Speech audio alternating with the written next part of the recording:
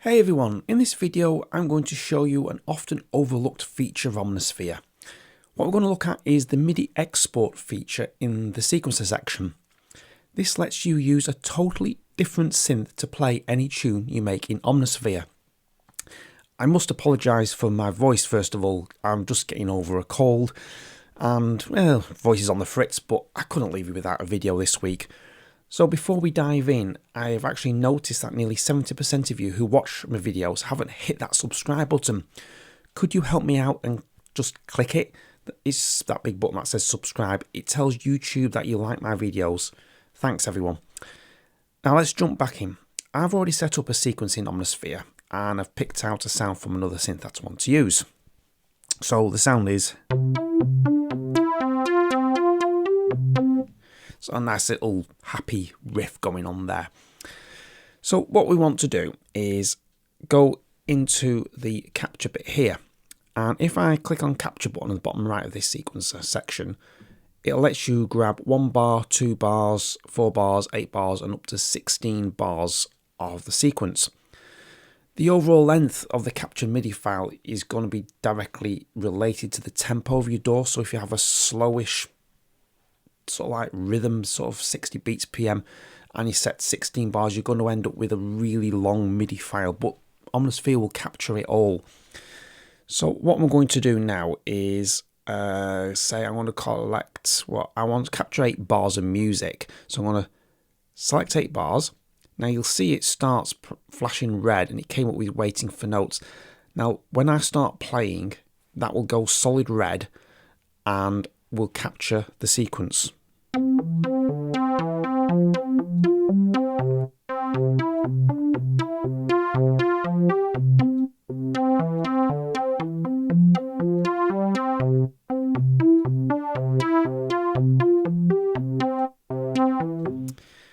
Now, you know it's done finishing capturing the sequence when it turns blue. So when this icon turns blue, it's got the number of bars you previously selected and you can stop playing, take your hands off the keyboard.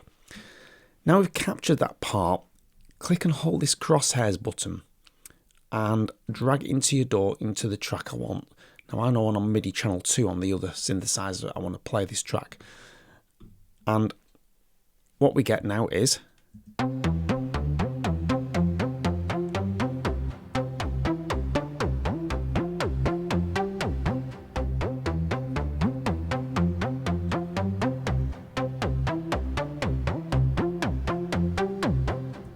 So it perfectly plays what I actually captured in Omnisphere, and just that was Hive that we've actually got it on. So let's go one step further. You can mess with this part of the sequence, well, this sequencer in Omnisphere a bit more, and the capture facility will actually capture anything that alters sort of like the notes within the sequence.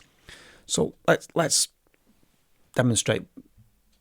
Let's explain by demonstrating. So if I right click on length and I'll say I modulate that with an LFO, and that's going to change the length of this. I'm going to make it ridiculous.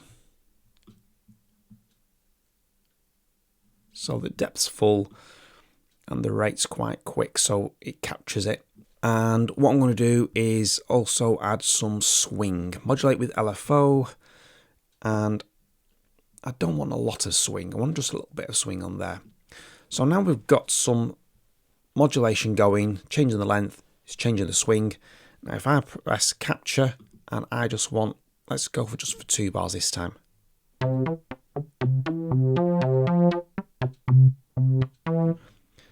And I'll get rid of that one there and drag and drop that in, and then we get this.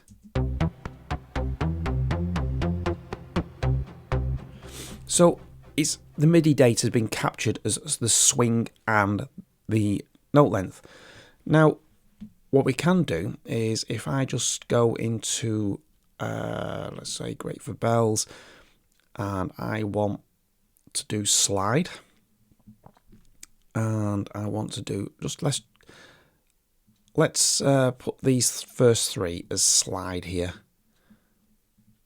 slide. So what it will do now is this.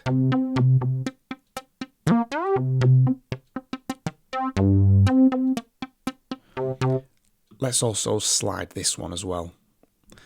Right, now when I say capture, I want to do 8 bars.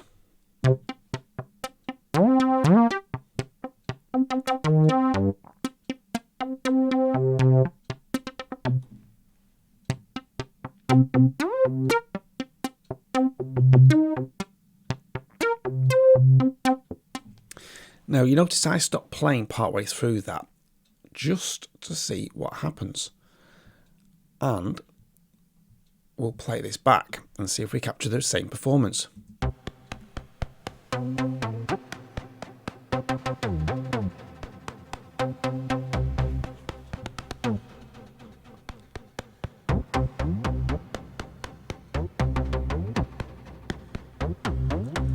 And it has captured the whole performance that we've done there, including the gap of when I actually stopped playing the arpeggiator. And we can actually just go a little bit further here, is any parameters I change during the performance will be captured. So if I demonstrate this by just going back to, let's go for carbon dioxide, which is what we had before. Now what I want to do now is when I play, I'm going to play around with this octave, and if I get a chance to, the timing up here as well. So if I do 8 bars,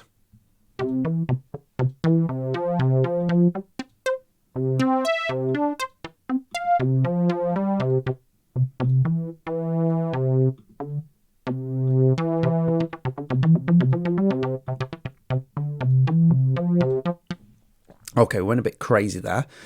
And if I just drop that into my DAW, we get this.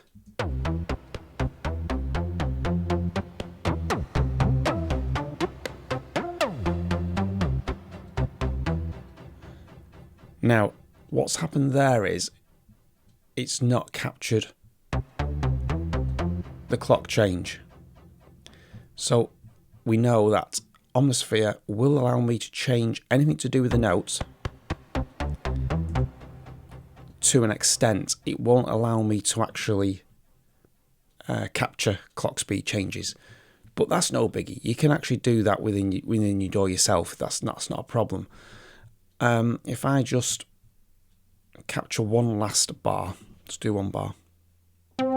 Oops, 1 bar. Oh, because I need to switch arpeggiator on.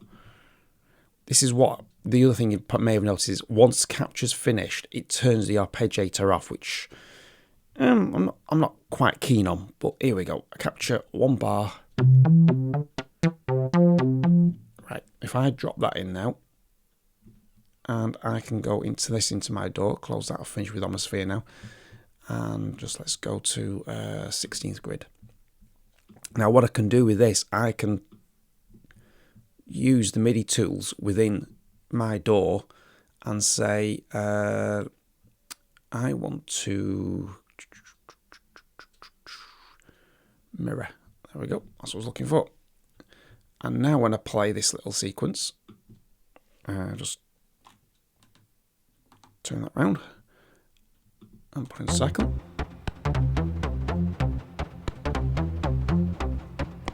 So then I could do whatever else I want to do with it. I can put some MIDI effects on if I want to. So I've got some MIDI effects in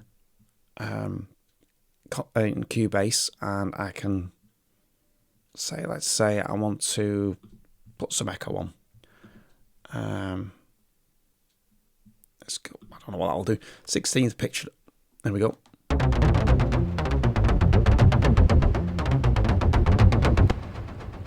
Well, that does something very crazy, doesn't it? Echoes in the sky. So you can mess around with the MIDI even after you've exported it from Omnisphere. So I hope this video has helped you, and if you have any more questions about Omnisphere, just drop a comment below. In the meantime, stay creative, stay sonic, and I will see you in the next one.